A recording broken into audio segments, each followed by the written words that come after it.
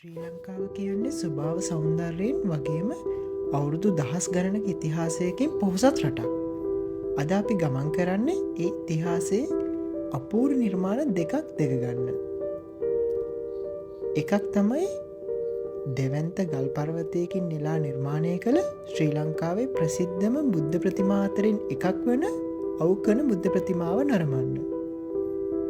අනෙක එක තමයි අපේ පැරණි වාරිතාක්ෂණය විශිෂ්ට නිර්මාණයක් වන කලාවැව නරමන්න. ඉතින් මම ඔයාලට ආරාධනා කරනවා අපිත් එක්ක මේ සුන්දර ගමනට එකතු වෙන්න කියලා. අවුකන පුරාණ රජමහා විහාරය අපේ ඉතිහාසයේ ඉතාමත් වැදගත් පුරාවිද්‍යාත්මක වටිනාකම් රාශියක් තියෙන පුදබිමක්. මේ විහාරස්ථානයට මේ තරම් වටිනාකමක් හිමිවෙලා තියෙන්නේ මේ ඔබ දකින අවුකන බුද්ධ ප්‍රතිමාව නිසා. ගෞතම බුදුරජාණන් වහන්සේගේ අනන්ත වූ මහා ගුණ සමුදාය හා මහා කාරුණික භාවය පිළිබිඹු කරන ලක්දිව බුදු පිළිම අතරින් අවුකන බුදු පිළිමයට හිමිවන්නේ අද්විතීය ස්ථානයක්. උතුරු මැද පළාතේ පිහිටලා තියෙන කලාවැවෙන් සැතපුම් 4ක් පමණ දුරින් තියෙන සුන්දර ගම්මානයක් වන අවුකන ග්‍රාමය තමයි අපේ පැරණි මුතුන් මිත්තන් විසින් ඉදි කරලා තියෙන මේ මහා අනර්ඝ බුද්ධ ප්‍රතිමාව වැඩ සිටින්නේ. මේ නිර්මාණය ක්‍රිස්තු වර්ෂය 5 වන සියවසේ අනුරාධපුර රාජධානිය රජකම් කරපු ධාතුසේන රජතුමාගේ සමයේ තමයි ඉදි කරවලා තියෙන්නේ. මේ බුදු පිළිමේ අඩි 38යි අඟල් 10ක උසින් යුක්තයි. හිටි පිළිමයක් වශයෙන් පිහිටි ගලින් නිර්මාණය කරලා තියෙන මේ බුදුරුව නැගෙනහිරට මුහුණලා තමයි ඉදි කරලා තියෙන්නේ. ඒ කියන්නේ අසලින් පිහිටලා තියෙන කලාවැව දෙසට මුහුණලා තමයි ඉදි කරලා තියෙන්නේ. පිටුපසින් නොකපා ඉතිරි කරපු පටු ගල් තීරයකින් මේ ප්‍රතිමාව පිහිටි ගලට සම්බන්ධ වෙනවා. පිළිමේ පිටිපසද ඉදිරිපස මෙන්ම ක්‍රමවත්ව නිර්මාණය කරලා තියෙනවා. ඔයාලා කලින් දැක්කේ විහාරස්ථානයේ බෝධීන් වහන්සේ.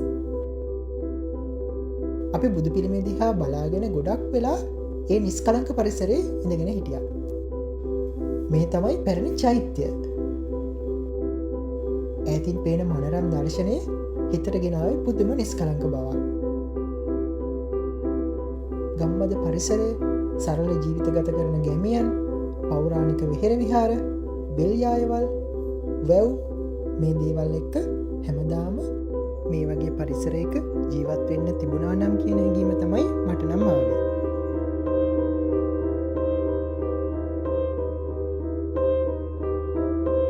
අවුකන බුද්ධ ප්‍රතිමාව අපේ පැරණි කලා ශිල්පීන්ගේ දක්ෂතාවය හොඳින් පෙන්වන නිර්මාණයක්.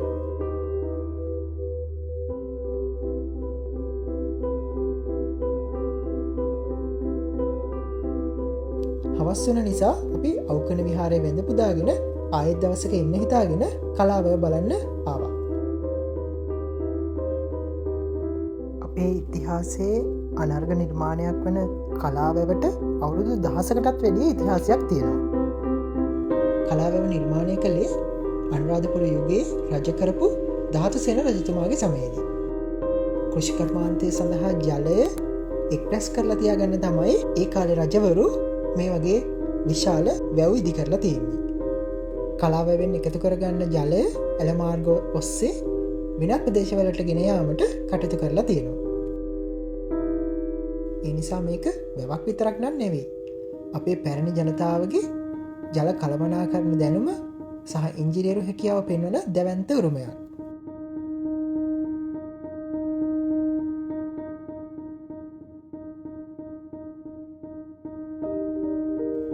මේ වගේ විශාල වාර නිර්මාණයක් අදින් අවුරුදු 1000කටත් කලින් නිර්මාණය කරලා තිබීම ගැන හිතනකොට ඇත්තටම අපේ පැරණි ශිෂ්ටාචාරය ගැන ආඩම්බරයක් තමයි දැනෙන්නේ.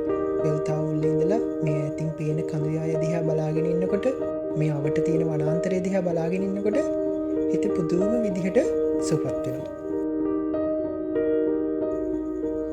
මේ හැඟීම් නම් වචනෙන් විස්තර කරන්න බෑ.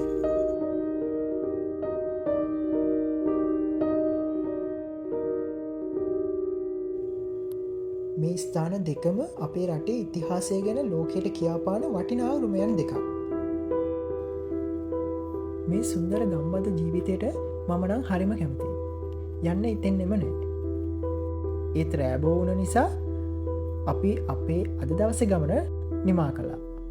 ඊළඟ දවසේ මේ වගේම ගමනකින් අයත් හමුවමු.